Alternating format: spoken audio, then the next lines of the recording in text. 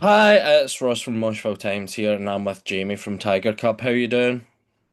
I'm good, thank you. I'm very well. Nice. So obviously Tigercub have a new album due out in April. What can you tell us about it?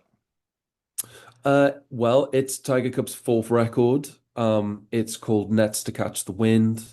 It's loosely set creatively, artistically in the moment between sleeping and waking and all of the chaos, truths, untruths, everything that can happen in that moment, that counterpoint between um, sleep, leaving the realm of sleep back into reality. So I decided to place it there to try and find something um, that I couldn't otherwise express with words, which is what I always look for with creative stuff. It's our first record that we've made outside of a studio called Brighton Electric Studios, which our bass player runs.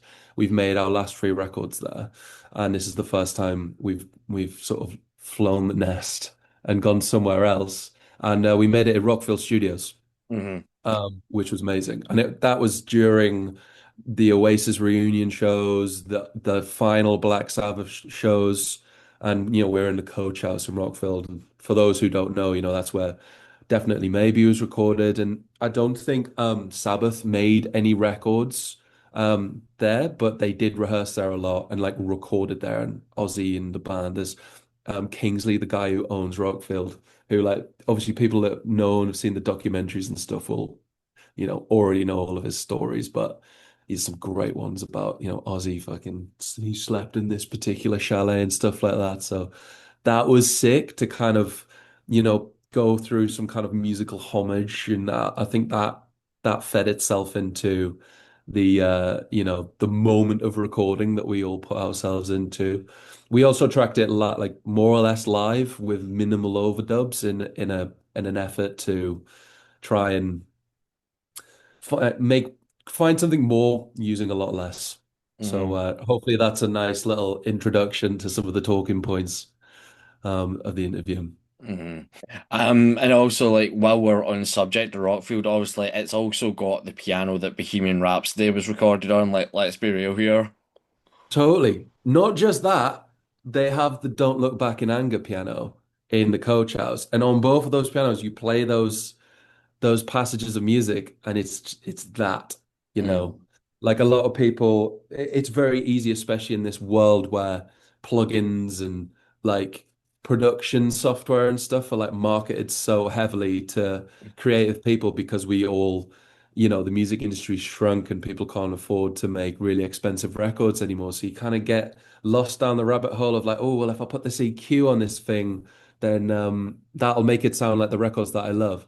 It's not true. It's the instrument and a great player with a great song. That's what makes it amazing. And that is a living, breathing, like those two instruments there are like a testament to that. You Mm. literally play the opening chords to Don't Look Back in Anger or Bohemian Rhapsody, and you're like, it's fucking it. You could Mm. stick your iPhone, and I did. I was just blowing my mates up, just being like, hey, wankers, look where I am right now. Do you know what I mean? Yeah. And it sounds like it's the fucking tune. Do you know what I mean? Yeah. It's awesome, man. It's Um, absolutely. Yeah. Also to go back to the new album as well, it's such a good follow-up to The Perfume of Decay. And were you talking about like the between moments of like between sleep and waking, I actually kind of felt like this new album's like it's almost like the calm after a storm a little bit. Awesome. Yeah. Oh, I appreciate that. I'm not sure who's been like sent an advance copy or anything like that, Mm, so it was a little surprise. I'm really glad you listened to it and that you liked it. mm, So thank you for your time there. But yeah, it felt like, following on from the Perfume of Decay, the last track is called Help Me, I'm Dreaming, and mm, it's sort of like there is like a sort of a through narrative there. And I wanted Nets to Catch the Wind to be feel like something truly successive thematically to the Perfume of Decay. And I just had my head in loads of David Lynch and like I watched Blue Velvet and I've always liked David Lynch, but I didn't get it, and I was just like, oh, everyone loves this, and like I'm supposed to love this too, mm, but it's not my favorite. But I was watching like Eraserhead, which is amazing, and I understand why they're good, but I just didn't like want to devour it Hmm. until I watched Blue Velvet, which I would maybe argue is like the most accessible or one of the most accessible David Lynch films to get into. And I was like, oh fuck, it's a fucking dream. Hmm. And that's what you're trying to get across. And then you go back and like Mulholland Drive and everything, the grotesqueness of what he portrays completely clicks. And then it Hmm. becomes like it became irresistible to me. So that had a huge impact, just around the time of like writing the record. That helped me really lock into what I think this record should be and thematically where I'd like to place it. Last time we spoke as well, it was in the lead up to the Perfume of Decay, and you talked about the creative process that you've got for making an album, and you build the entire idea of the album to basically create this whole story for the album, like with all the like different ancillary aspects, like well, it's press shots, tours, tour posters, all that sort of thing, to just build the Yeah. idea of the album itself. Was that the same creative process again this time for this album? Always try and like put that level of detail in, to varying degrees of success. It's down to people that like enjoy it, whether they think it works or not. But that's how my favorite bands release records. It becomes this like the idea of something so well thought out and so strong that it can carry itself across different mediums. And like it's kind of baked, everything's baked into the marketing of the record as well. Like Nine Inch Nails are so good at it. And like, yeah, I just think that's a really fun aspect of it. And Tiger Cub's always been on indie record labels and stuff, so we've never had the and that's not me. I'm not upset about that. That is what it is. But we've never had like absolute nuclear music marketing. So, from the get-go, being on like a record label like Alcopop Records, who are really like the pillar of like indie marketing and how to get like just so much coverage from basically nothing. Mm. I mean, our first record was made and marketed for like next to nothing. And Jack Clothier managed to like get it in so many places just through like he believes in merch and he believes in marketing things right and printing out coasters with QR codes on it and just creative ways of getting your music about. So that that was how I learned about the music industry. I was like, oh, this is what you do, Hmm. you know. And I know that I understand now that that's not the same. So yeah, all the ancillary stuff, I love it. Hmm. It's hard, and it burns me out, but I like to try and sort of bake a bit of that into it. Yeah, it's all part of the Hmm. fun. So where did the idea of a candle to pair with listening to the album come from, and what does the candle actually smell like? Oh God, you know what? I'd have to go back and check. It's quite long. I don't really know that much about whatever you'd call it, smellology. I don't know fuck about anything. I was just like, I don't know, make it smell nice.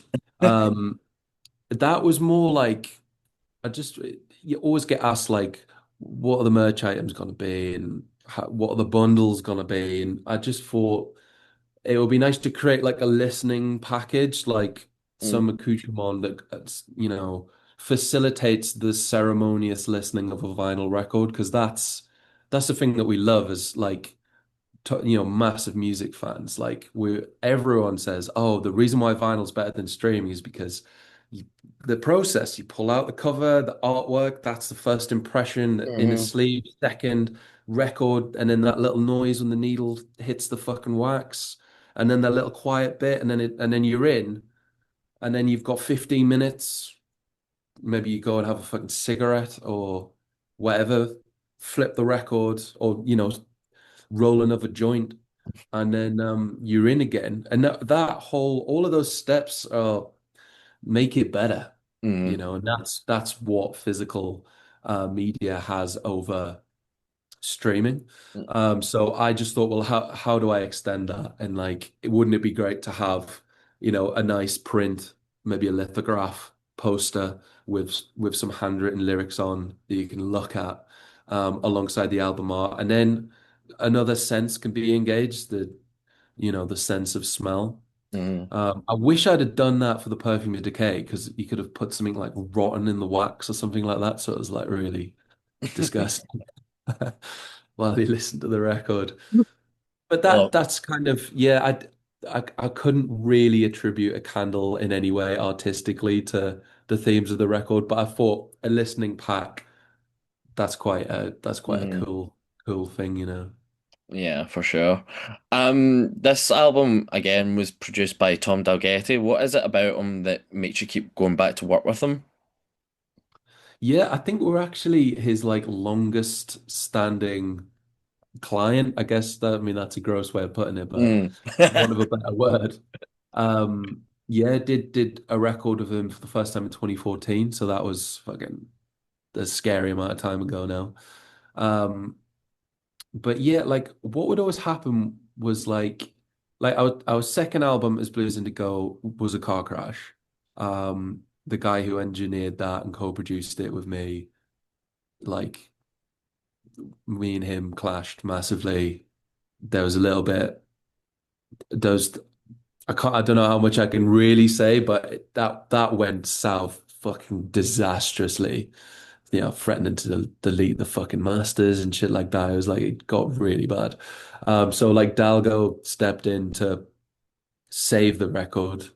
So he mixed that. And then with the Perfume of Decay, I just produced that solo. Um, and then we were like, oh, we'll get Dalgo to mix it as well. Um, and then with this one, we've never done a full record with Tom Dalgetty, and we thought, well, first of all, let's do that. And secondly, it was I predicted that it would be beneficial for me to just focus on singing, playing the guitar, and like managing making sure the songs are fucking written and finished rather than worrying about where I'm going to point the mics, is what the preamp combinations are going to be, and like, am I getting my levels right going in?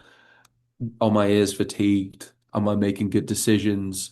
Do we need to change the head on a drum skin? Do we need to fucking throw a mic up in the hallway? Like they're all other things that like, limit my bandwidth for just being a performer. And when I listen back to the Perfume of Decay, I just think if I was like 100% in that performance, I could have done better. I still like stand by the record, but when I listen back to Nets, I just think, well, it's full voiced and it works and there's a simplicity to it, which it stands up in its own right. And that's the best I could do. I don't Mm, feel like I left as much on the table. So that was that was very attractive to me. Just being a fucking singer, rather than bossy boots trying to do everything, being a control freak. mm. So I enjoyed it. Nice. Um, Neil Fallon from Clutch has a spoken word monologue in this album. Was that Yeah. part written specifically for him in mind, or is that what he wanted to do as his contribution? Like, what's the back and forth like on that? Like, who comes up with the idea and like how it ends up turning out? Um, it was way after the fact. Like we had this section of cut the eyes out of the photographs, a track towards the end of Nets. And it had this, ironically after what I've just said about finishing songs, like that had this section which was kind of unfinished. Um, and we were kind of okay with it just being like a minute and a half's worth of quite intense, quite what's the word, like unresolved sounding, just a build up to like a guitar solo. And then I was just listening to the monitor mixes going around the block one day and I was like, oh fuck, like it could be like a Shangri-La's Scott Walker style spoken word thing. And then I sort of wrote this poem and I was like, oh, this is great because it's happening towards the end of the record. I can kind of like I can draw a circular moment out of this or something that really just like comes out and says what a lot of the themes are, in as, the t most tasteful way that I can. I'd love it to be like, I'm a big fan of Edgar Allan Poe. I thought it would be a great chance to maybe just give some of his poems that I really like a shout out, and Eleanor Wiley as well. But then with me doing it with my like stupid Macom accent in the only way that I could, you know, it just sounded really wank. And so we were just like, oh, well, let's get someone cool to do this for us. And then there was a couple of names in the hat. And Neil was like top. He was number one. Mm. Because Tiger Cub, we've done two tours with Clutch, and Tom's made I think he's done two records with them. Um, it just felt like that could be something that where the planets aligned. So we just took I've got a funny screenshot on my phone that Tom sent me. And Tom was like, "Would you be up for like doing a spoken word thing on Tiger Cub's new song? It's kind of like an Edgar Allan Poe style poem that Jamie's written." And Neil replied with a crow emoji, and he said, "That's bird talk for fuck yeah." And I was like, "That's what a legend, what a fucking dude." And then he sent us this thing back, and we were just like, "Holy shit, first time we're having that." So it was a magical thing that was, yeah, we were able to pull together. And sometimes the fucking planets align, and Mm. he happened to be at home, has a little home studio set up, and he was like, "Yeah, fuck it, I'll be on your record. Go on then." It was awesome. Nice. As well, Stone Gossard is also very hands-on with this album. Is that how your relationship has progressed naturally, or did you need just someone kind of from the outside to look in and help see the bigger picture? Yeah, Stone and I, yeah, we've become more involved with each other creatively as you know, as the years have gone on, I guess now. And, you know, he likes to just dis I think he just wants to, he's like a musical philanthropist, and like he has a history of like collaborating with people, and like I think he just really enjoys it. Just he enjoys trying to help artists and trying to elevate what other people do. He's just very selfless. Um, like that. I'll try not to cringe him out too much in case he, checks this interview out, because he is across everything. Um, but yeah, so he was involved, and I think he identified that I have an element of just self-editing in general, and like just there's always a controlled approach to Tiger Cub Records, and he's just like, what's the opposite of that? And at the time, he was pushing really, really hard for us to go and like, crack it out in one day at Abbey Road or something like that, and like just, because he's made records like that in the past, and they've been immensely successful, and he's just interested in something artistic and alternative and different, and he's like, that's the right move. And I guess we were having a bit of a back and forth because that was terrifying to me. And I was like, I don't feel like Tiger Cubs necessarily earned the right to take such a hard right turn into doing something that's completely fucking off the wall. But, you know, all he was really doing was just dragging me far enough from the principles that I've held very closely throughout my whole career. And it resulted in, you know, a 9 day recording session at Rockfield where me and the lads were sat together in a room doing fucking takes and takes and takes of the same track until we got it right, which is not what we've done in the past. It's we'll do everything separately. We'll comp things together. If something doesn't sound big, we'll double track it, triple track it, throw a different part into the mix. We'll add a high soaring pad sound in the background to try and just lift it. Um, and I guess he was trying to just sort of pressure test that. And I think what it resulted in was something ultimately better Mm. in doing that. And it's I feel like I have a more of an open mind to that in the future, um, with him. So I would say he's involved. you know, when I asked him about co-production credits and stuff like that, he was like, no, no, no, I'm not interested in that. It's fine.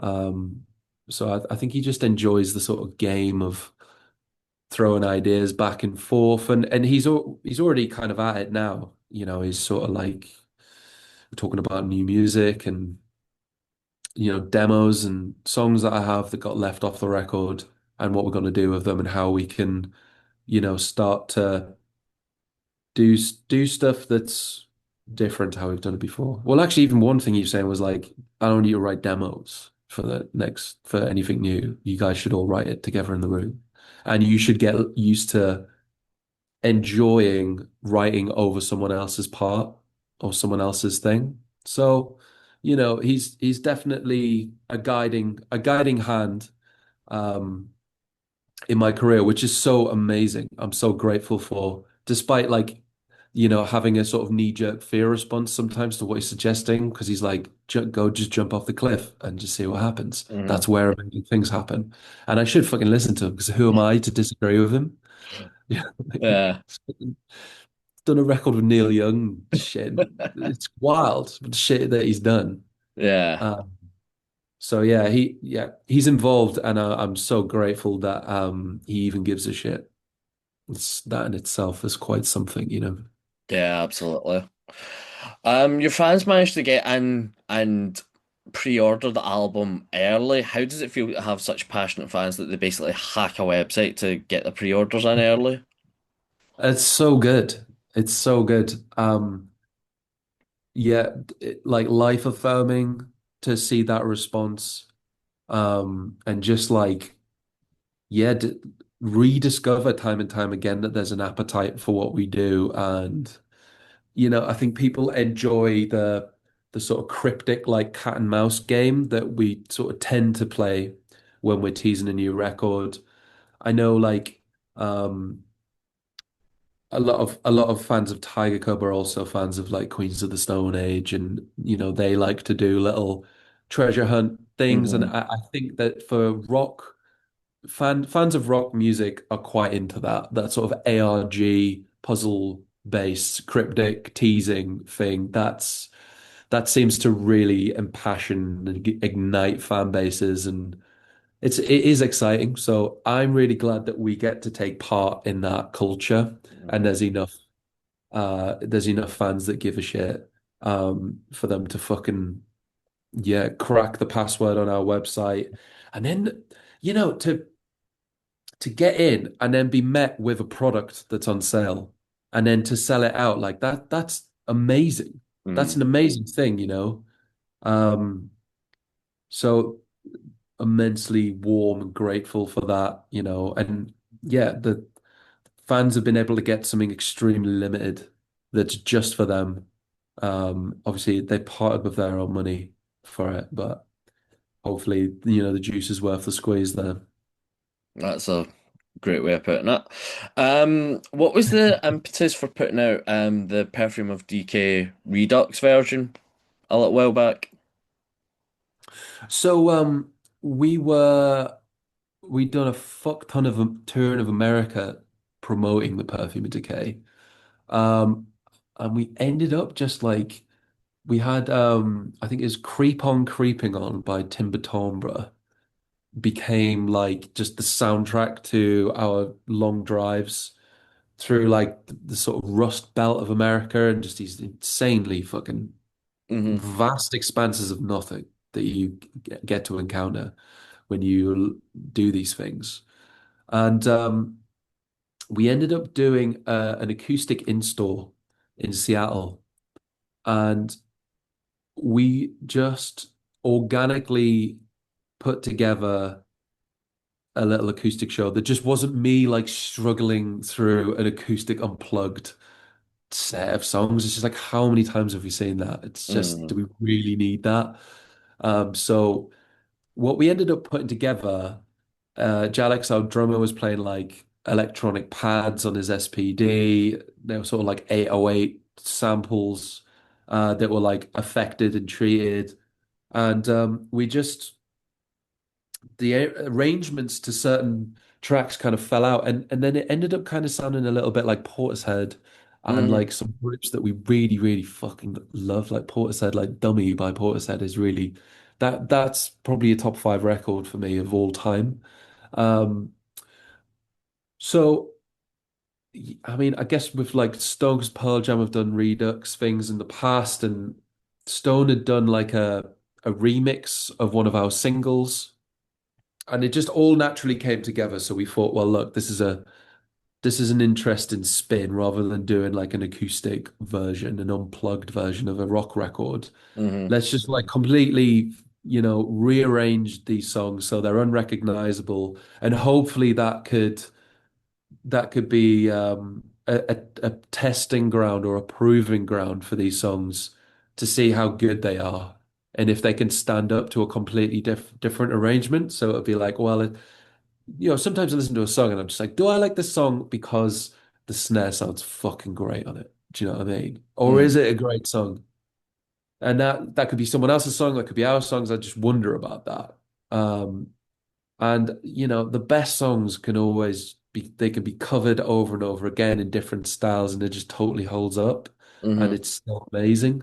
So we wanted to have a piece of that and see if our songs behave themselves in um, with different arrangements to varying degrees of success. I think some cuts on that record maybe beat the original. Others, they get a bit long in the tooth, and they need a bit of the sort of explosiveness of rock to carry them through.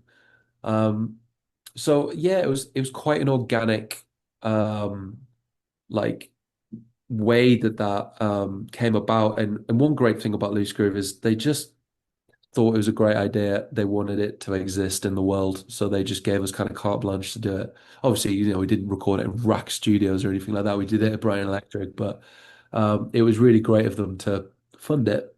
Hmm. And it was immensely useful to have at the end of a campaign, like a 2 year cycle.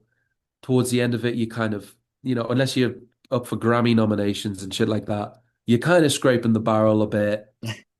You're hitting fans with more marketing, buy something, buy asking them for something constantly, and you can feel the fatigue setting in, and it starts to feel a bit gross to just be flogging a fucking dead horse. It's campaign's over, man. It's ended. Accept it. So the Redux, that felt like a really nice way to just expand the life cycle of the idea of the perfume of decay for an extra 6 to 9 months, and then we could offer a show at the end of it, um, which was great and terrifying. Uh, to We went out with like a fucking 9 piece band, string quartet, percussion, keys, shit like that. It was fucking insane. Absolute just panic, anxiety trying to pull that together in time. And the fucking show sold out ahead of time. So we're just like, oh my God, fuck. We have to live up to this now. And we can't just bang a fuzz pedal on and sort of wave your hair around and hope that the mosh pit will take care of itself just because there's energy in the room. We actually have to stand still and deliver something with a degree of accuracy. Yeah. But As well, you're relaunching your podcast. What's the podcast about? so during lockdown, I made a what I thought at the time was a radio show. It turned out to be a podcast called Safe Mode Radio, which was fucking boozy, manic. It's quite unlistenable now to listen to it as an older man. You're just like, fucking hell, this is insane. Um, who would do this? But I interviewed a lot of my friends, based from a Death Row Blood. I made Founsey, who's in like Nine Inch Nails, and Uncle for a bit, and Vance, I spoke to those guys, got them to give me like tour stories and shit like that. And it was a fun way to interact with our fan base, do like a sort of battle of the bands segment where, just sort of people get a bit of something back rather than just endless fucking buy this shit. Here's another variant. Buy this shit. Hmm. Listen to this shit.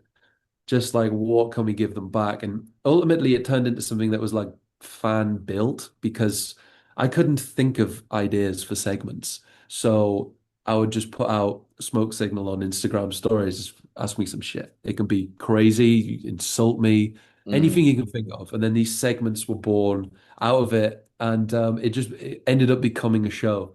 And I got way too fucking busy to just keep doing that because I was programming the shows, producing them, sort of exporting the projects as well as, like recording them shit. Like, it's a very hard, long, lengthy process. And, since then I just seriously haven't had enough time to do it. But now like we don't have a fuck ton of touring. We're doing like larger shows less often.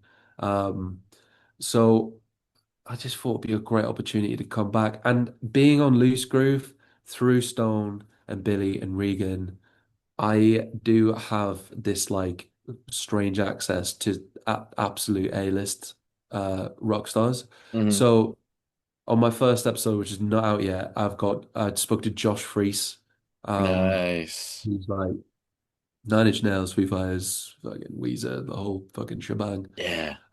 Stone, and there's people on the horizon who are a possibility. So yeah, I rebooted that. It's way more chill. It's way more like how I am now, like sprinklings of manicness, but like I'm just I'm a bloke now, I can't wave my hands around in the air and just fucking do that anymore. So it's way more of a fucking chilled affair. But it's still, I like to write jingles and, I like the sound of my own voice.